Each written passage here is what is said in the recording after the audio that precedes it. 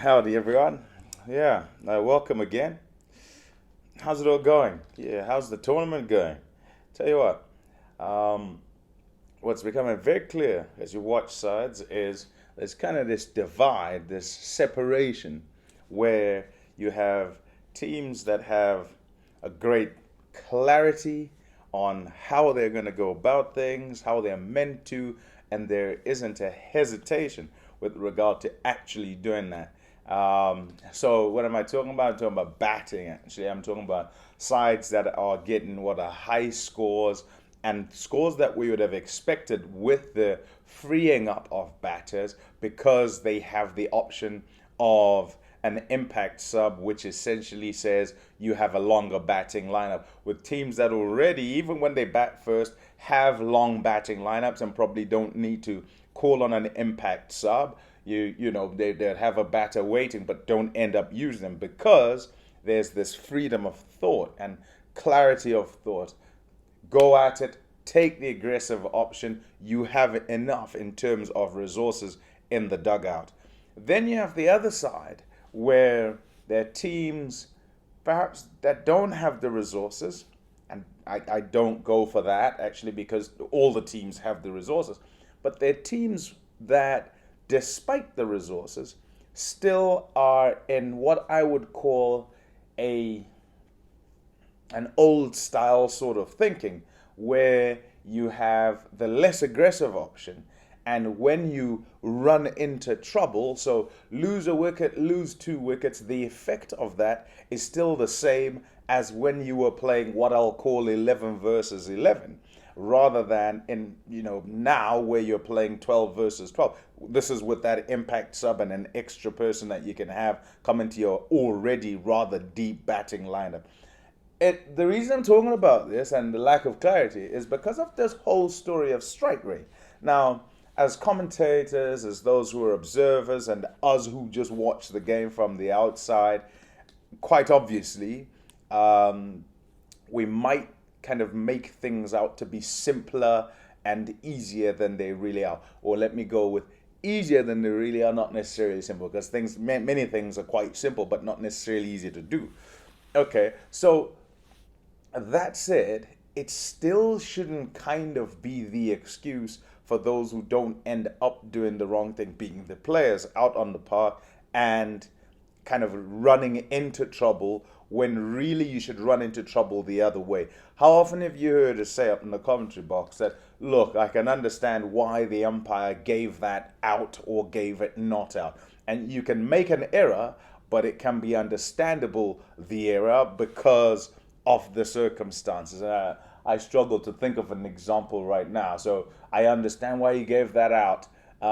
Lots of noise in a stadium. There isn't really a deviation, and batter seems to be hit right in front, and there's a scratch on it on review. You understand why the umpire did that, because the noise and couldn't hear it. Or left arm seam bowling, right hand batter, it's bowled really full, and it shapes a bit, but just pitches outside leg. But because of all that's happened, he's close-ish to the stumps and it swings, you think, yeah, it's done what it's supposed to. If it swings, then it's going to pitch in line, it's going to hit the stump. The angles, maybe the angle is a bit more and whatever. You understand what's happened. With this batting scenario, the less aggressive option, I don't think serves any of these teams. I don't understand why they would go, and the game is, the batting side of it is in three phases, particularly when you're setting a score. It's happened to teams setting and chasing, by the way, but I don't think the phases change. So if you're chasing a score that's about 140, what you want to do is get ahead of the game. How do you get ahead of the game? Utilize your power play. When you're setting a score, how do you try and get ahead of the game? Make sure that you utilize the power play, and you got to use it really well. How? Aggressive. Make sure you have a high boundary count in that time, and it serves, apart from the main option, which is you want to make sure you have a good base and you can get a big score because you've started quite well. The other part is, once you put bowlers to the sword at the beginning, then there's that apprehension from the bowlers, and they're bound to make a few more errors, and you control the innings rather than them. Of course, in all of this, there's a case of, and cricket's fantastic like that. What equalizes and kind of just makes everything fair is that there's this surface that then determines what you can and what you can't do. And you also have to make that assessment. So with the conditions that you have, what is the aggressive option? And what does the aggressive option yield in terms of number of runs that you're going to score? It doesn't necessarily mean you score 200.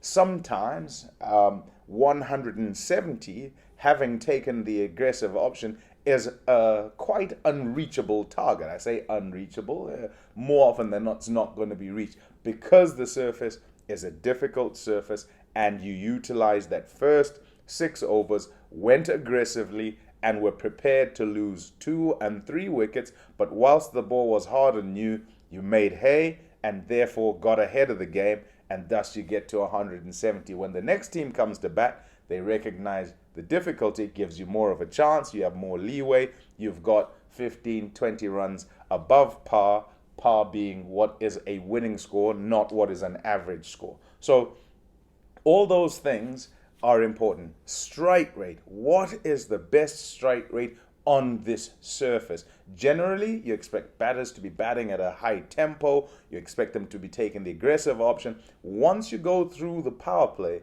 you've then got to keep going. The teams that have done that the best, and they've identified which players will play which part of the game.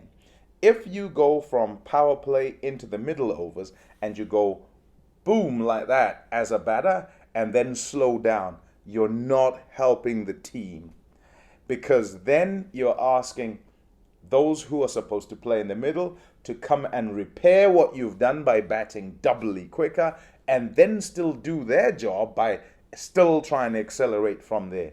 If you get through your phase where you're the champion, you're the expert, you're the one identified to play that role, you've then got to play the next role, and that is to try and keep the acceleration or to keep the pace at which you're going quite high, so the work isn't left for those at the back end. Of course, in all of this, with all the batting, there are the bowlers who can do well in periods. So if you do the come down for them, then you're going to run into a problem that much later. I don't know what you guys think about that, whether you think it's a case of environments. There are many things that can affect this. Sometimes at the beginning of a tournament, clean slate, everybody goes, no problem, everybody tries to do exactly what's supposed to be done. But as in team sport, you just want to be in the team and you want to be doing well. You get a go, you get shuffled from this position to that position, you fail once, you fail twice, you succeed, all of these things are in the mishmash of what happens in the head when it comes to playing the next game. The environments that are most happy, most clear, have the continuity of selection, all of those are the ones where teams do best because it's conducive. People just go out and try and do what their job is and are committed 100% to it without any doubt in terms of what they're trying to do, and more likely to succeed. In the environments where they are wondering about whether it's okay to take the aggressive option, whether they might fail, and if they fail, do they keep their place or does someone else get a go? That's an issue. And also, I have this big tag on my head, I'm supposed to, I this, I that. Those are the environments that are troublesome. Anyhow, suffice it to say, compartments. You have power play, middle overs, end overs. The champions, the champion teams manage to whack it up at the front, keep going in the middle, and finish really well at the back end. It's not necessarily the same players that do it in all three of those phases. You have those that are identified for this first bit, those that do the second bit well, and those that do the third bit well. But at no point does anyone undo this work of phase 1 and phase 2 and phase 3. Playing catch up doesn't work. very seldom do you end up catching up. I wonder what you guys think and how you think the teams have been separated. Let me know. Okay, yeah, looking forward to as it goes on, as we go into the next phase of IPL, where the teams will shift the way they play. I suppose only those that are struggling to get the continuity of wins and of players playing particularly well. Catch you next time. Bye.